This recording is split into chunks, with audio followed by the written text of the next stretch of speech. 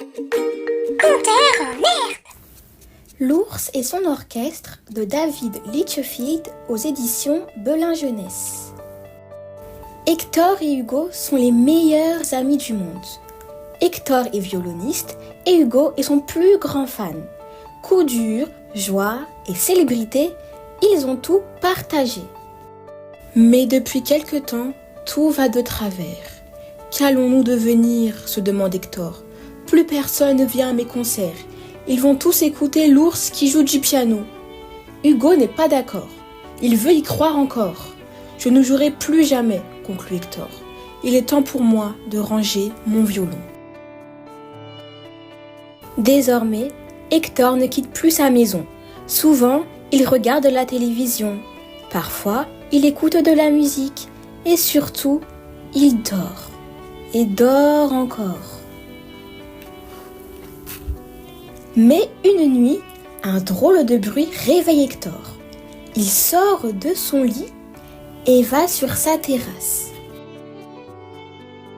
Là, il voit Hugo qui joue avec son violon. Sa musique lui donne envie de taper des mains, siffloter, battre du pied. C'est époustouflant. Lorsque les voisins applaudissent, le cœur d'Hector se serre. Mais son ami a l'air si heureux qu'Hector sourit et applaudit lui aussi. Les jours suivants, Hector enseigne à Hugo ses secrets de musicien. Hugo l'écoute attentivement, puis il joue ses airs entraînants. Une foule toujours plus nombreuse vient l'écouter. Et un jour, qui vient à son concert ? L'ours qui joue du piano. Après le dernier morceau, il s'avance vers Hugo.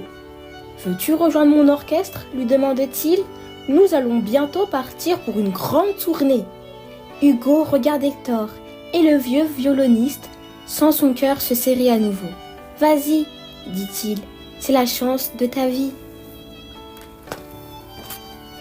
Le soir même, Hugo prépare sa valise. Hector l'observe avec tristesse.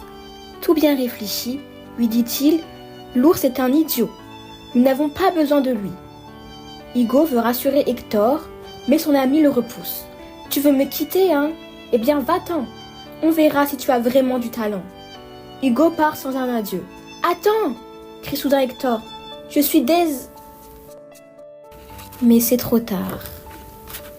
Une grande aventure commence pour Hugo. Dans le monde entier, l'ours et son orchestre jouent à guichet fermé. Hugo est la star du spectacle. Avec l'ours au piano, Ringo à la batterie et Willy à la contrebasse. Des millions de fans les suivent devant leurs écrans. Des millions de fans dont Hector. Comme j'aimerais rejouer du violon et revoir Hugo, se dit-il. Les mois passent.